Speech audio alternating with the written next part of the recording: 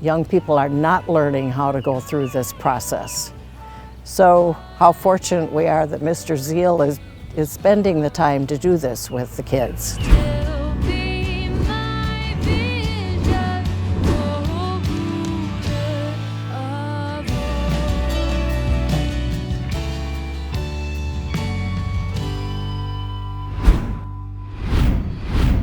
Survival Quarter is a life skills unit that we do here in 8th grade. It's kind of like a consumer ed course that you might get in high school, or at least has components of that. It's about an 8-week course. Kind of take them through their whole life, through things like getting a job, right? That's one of the first things they're going to do in adult life, get a job. We introduce them to things like just banking, checking, writing out a check, debit card, what that is, credit card, buying a house, writing out a will. Your mom's health isn't doing very good. There's some medical care that your mom needs, perhaps a rehab center, perhaps a nursing home.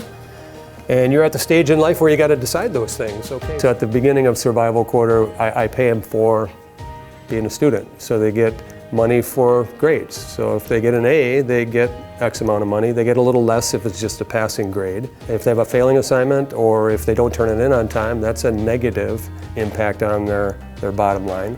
And then one of the first things we take them through is just getting a job.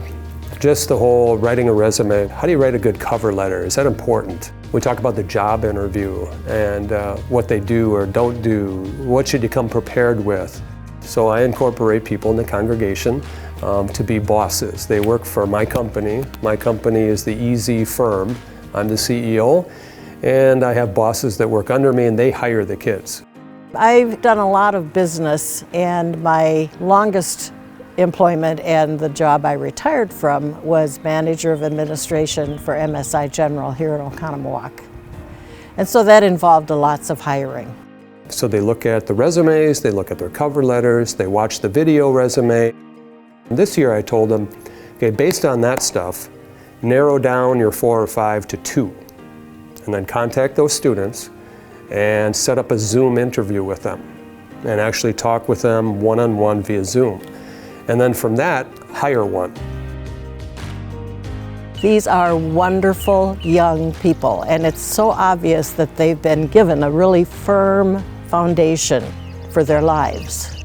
It's always a thrill to me when I announce who I'm hiring, that the whole classroom applauds. And so they all learned. We don't all win at the same rate. We don't all win the same things, but God has a plan for all of us. Your letters have become more businesslike. Your grammar has improved. Your punctuation has improved. So a lot of students start out going, I just got to make a ton of money. I got to get the best job. I got to save. And we have like offerings too. We give this paper money. We have offering days Monday. It gives us a chance to just talk about what's really important. So I always tell the kids, it's not how much you earn here. That's not the goal. It's more about what you do with what you have. And the whole interview process and everything you do, all the decisions that you make, I think the important thing to remember is to pray. God has the plan for you.